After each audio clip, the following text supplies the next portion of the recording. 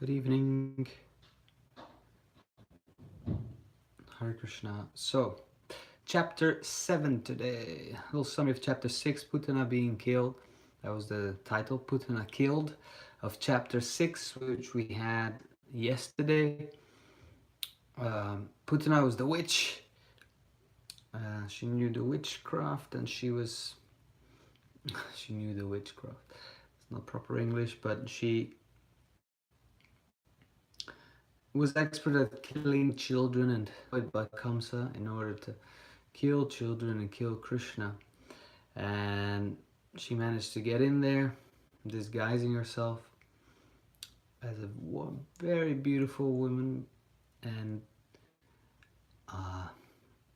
walked right into the quarters of Yasoda and Nanda Maharaj with Rohini present and Yasoda present. She picked up the baby, but Krishna, quickly turned the situation around. Krishna was death personified, little did she know, and her idea of poisoning Krishna by putting poison on her breast so that he would die failed, because he accepted her love and breast milk, but with that also took her life. She assumed her original monstrous form and left the residents of Vrindavan in awe and surprise and amazement, and also relief seeing little Krishna playing on top of her body, humongous body. Krishna treated this relationship as he didn't look at the intent in this case, but looked at what was done. So Krishna is good. So if the intent is bad, but the action happens to be good, then he takes the action. If the action is bad, but the intent is good, he'll take the intent. So now we're going to chapter 7, entitled The Salvation of Trinavarta. So, Prabhupada starts this chapter explaining that Lord Krishna, or the Supreme Personality of Godhead, is always full in the 6 opulences. Now, Bhagavan is another name for Krishna, and that's as all 6 opulences incomplete. So those opulences are wealth, complete strength, fame, renunciation, knowledge, and beauty. So those 6, we know people who have 1 or 2 of those opulences, but all 6 at the same time, incomplete. That's the Supreme Personality of Godhead. So, Prabhupada starts this chapter explaining, that the conditioned souls, us lot over here, we have the natural aptitude to hear something about other, and he says we can now utilize that inclination to hear something about others by hearing about the pastimes of Lord Krishna, as we're doing now. Then one can immediately evolve his transcendental nature. Krishna's pastimes are not only beautiful, but they're also pleasing to the mind. So, he's encouraging us to take advantage of hearing the pastimes of the Lord. The material, if somebody takes advantage, the material dust contaminating, accumulating in the heart, or, as we heard in the Sattva, of course, the diamond polishing or the cleansing of the diamond. The diamond's dirty because of its association, or here Prabhupada says the heart is dirty due to its long association with material nature, can be cleansed. And Lord Chaitanya, he also instructed that simply by hearing the transcendental name of Lord Krishna, one can cleanse the heart. So there's several processes, for self-realization.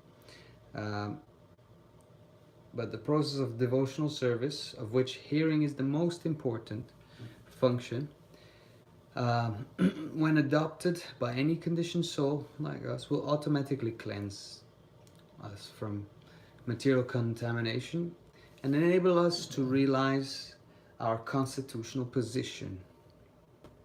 You know, the conditioned state is due to contamination only, and as soon as the contamination is cleared, then the dormant function of the living entity as a servant rendering service to the Lord, that that dormant aspect awakens, and by developing his eternal relationship with the Supreme Lord, one becomes eligible to create friendship with devotees. And Maharaj Parikshit, um, he, from his own experience, uh, suggested everyone try to hear the transcendental pastimes of Krishna. So this Krishna treatise, as he's saying, this Krishna treatise is meant for that purpose, and the reader may take advantage of it to attain the ultimate goal of life.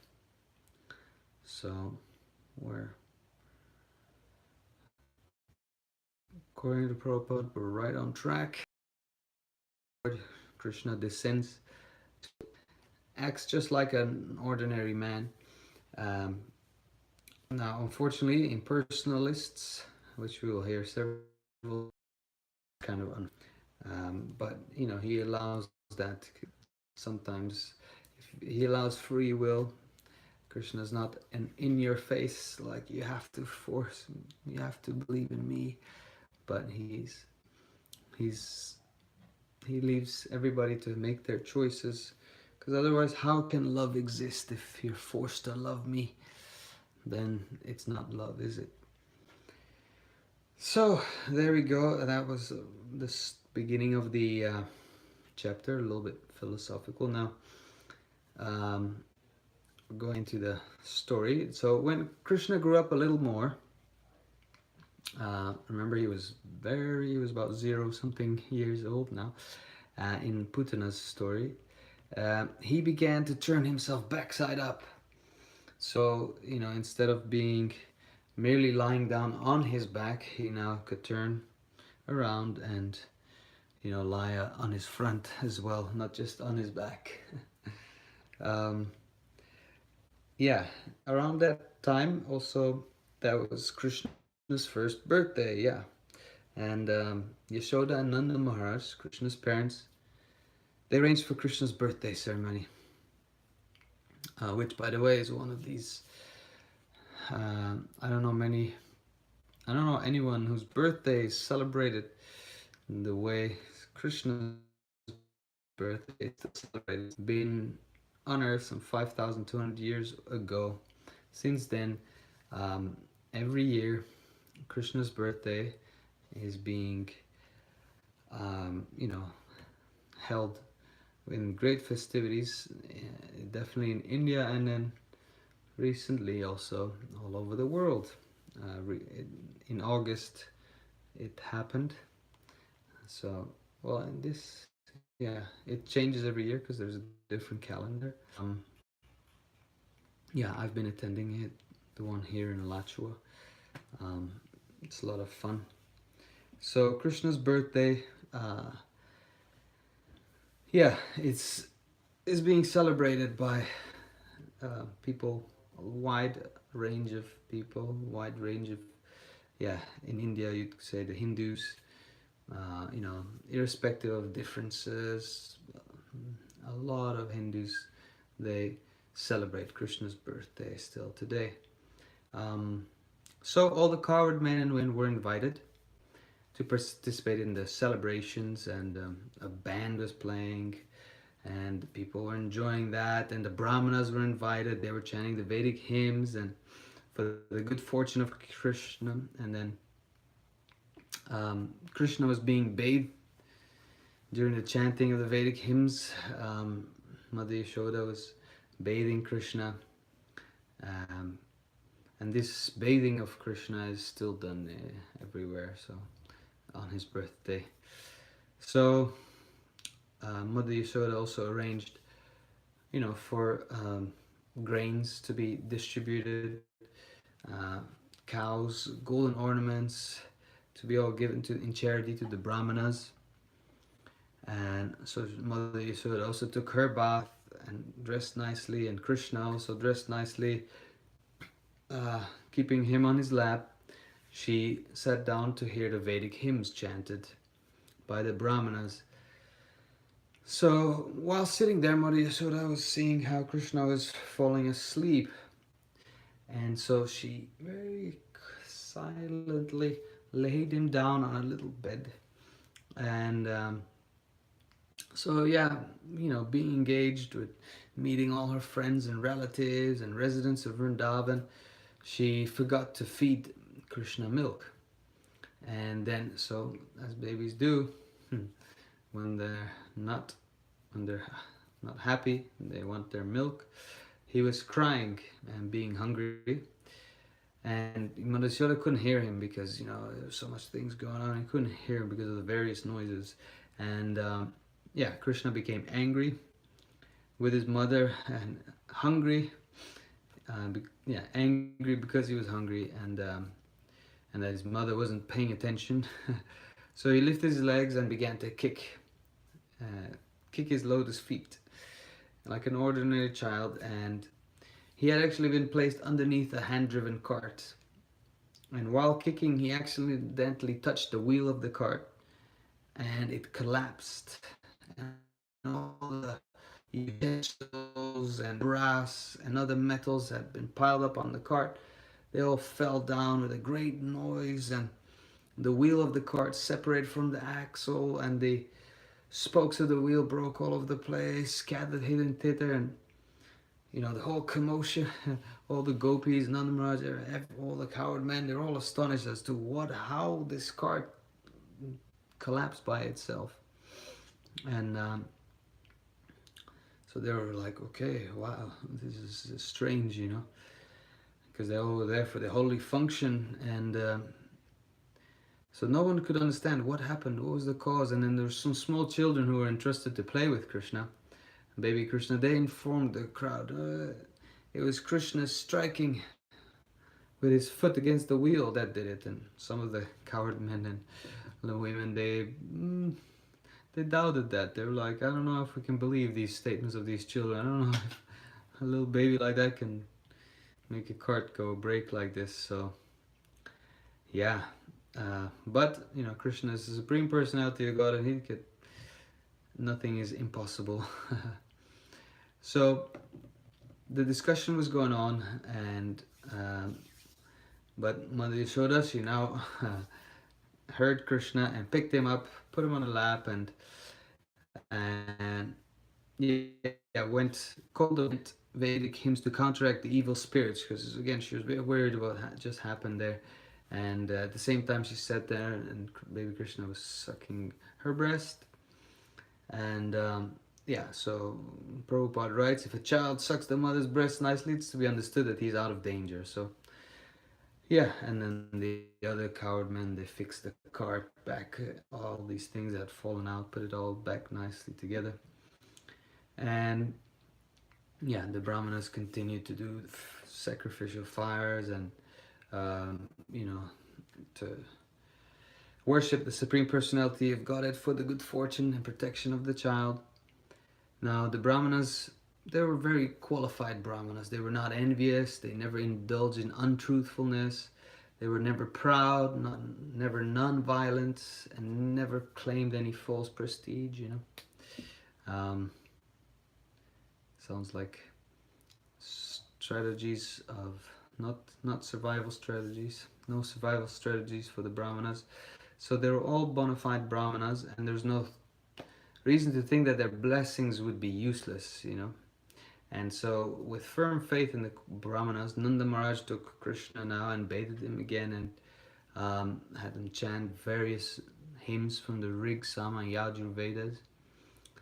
So, yeah, Prabhupada explains, if you're not without being a qualified Brahmin, you're not allowed, or you should not be reciting these mantras. And nowadays, finding a qualified Brahmana with all those qualities and symptoms is difficult, and therefore it's not recommended that these sacrifices and the chanting of these mantras are done, but rather that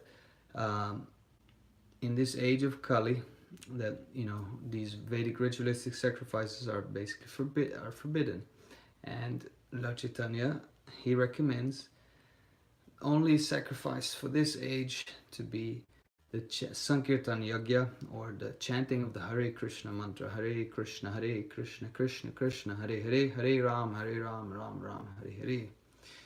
Because it doesn't require, the qualifications, and rather can be spoken, and yet has this highest of benefits. So we're not lacking anything here with that mantra.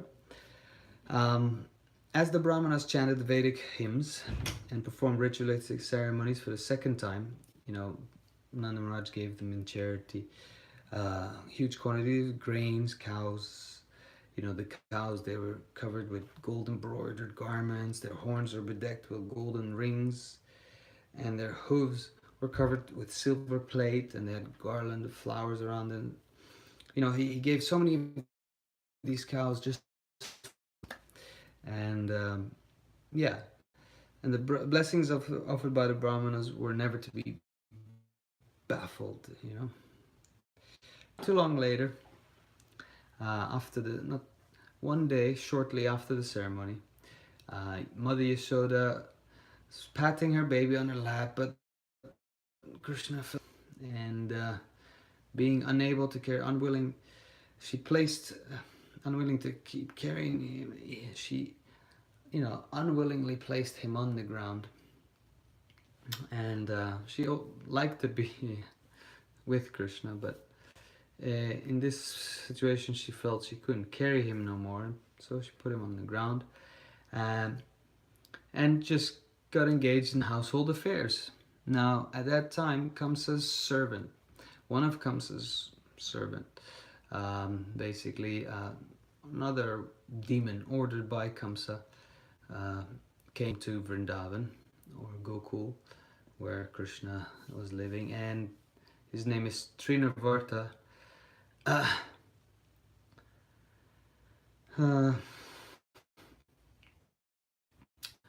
Yeah, he came in the shape of a whirlwind, and so suddenly a whirlwind was coming about Krishna, and then raised with a great dust storm into the air. So Vrindavan just suddenly, humongous dust storm covering everybody's eyes, and it became so dark people couldn't see themselves, what to speak of others.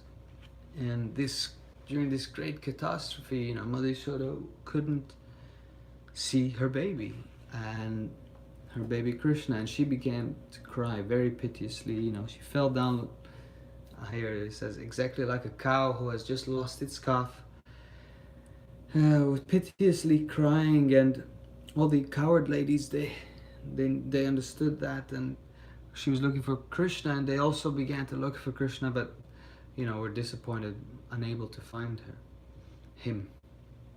So Trinavarta went high into the sky with baby Krishna on his shoulders, and what happened up there was Krishna suddenly started to assume a huge amount of weight, and Trinavarta suddenly couldn't go any further, and he had to stop his whirlwind activities as well.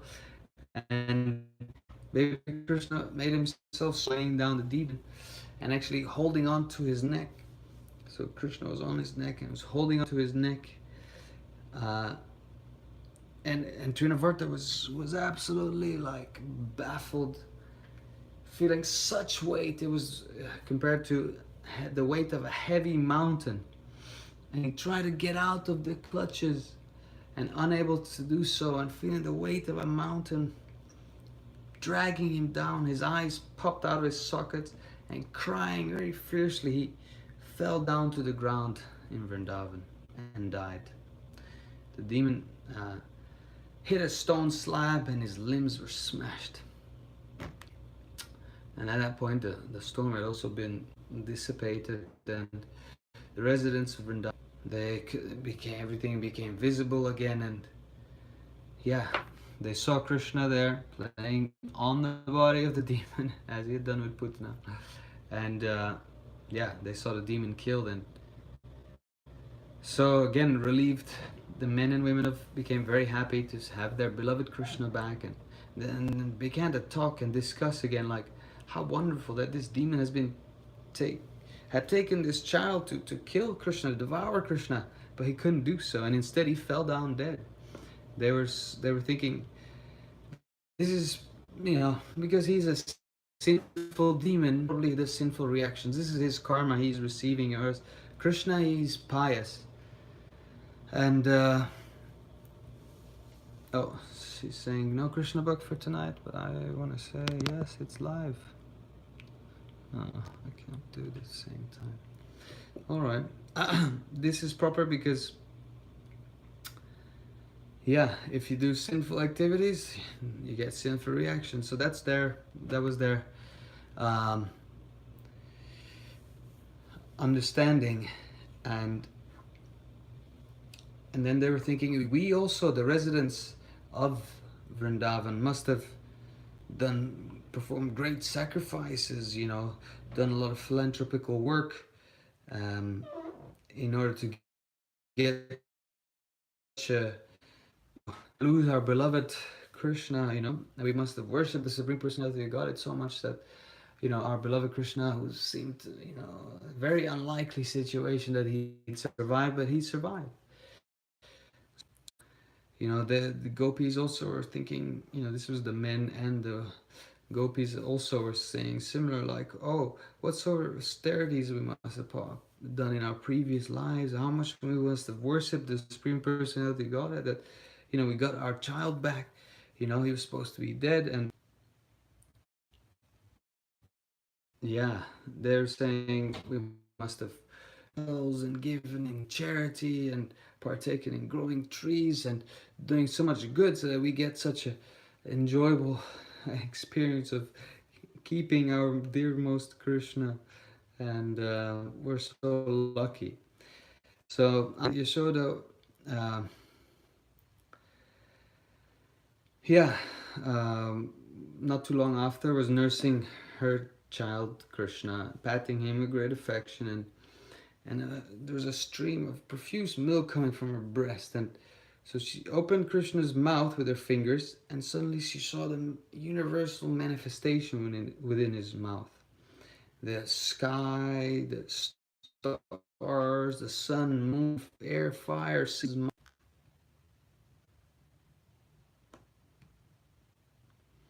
All right, we're almost done. Internet's not great in this room. So she'd seen the universal form, from inside Krishna's mouth, and yeah, she was like, wow, how, murmuring to herself, like, how wonderful is this? Her heart also began to beat quite, throb quite fast, and but she couldn't really exclaim anything, and just closed her eyes and absorbed all those wonderful thoughts. And yeah, so Krishna is showing the universal form, to his mother, on the lap, while lying on his mother's lap, proves that the Supreme Personality of God is always the Supreme Personality of God. That's what Prabhupada is taking here, and he's saying, whether he's as a child, in the lap of his mother, or as a charioteer for Arjuna on the battlefield of Kurukshetra, he's always, God is always God. Because sometimes people, impersonalists, or concoct that one can become God by meditation or some artificial material activities, but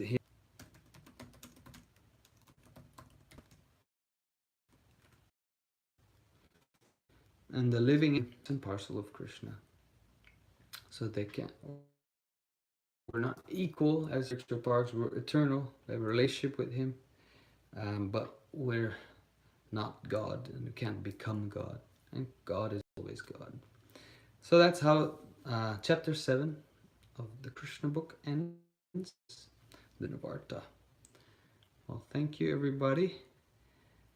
Tomorrow's chapter 8. It's a very long, well, not It's quite a long chapter, so I'm not sure whether to split it in half, but we'll see. We'll leave that for tomorrow. And good night. Hare Krishna.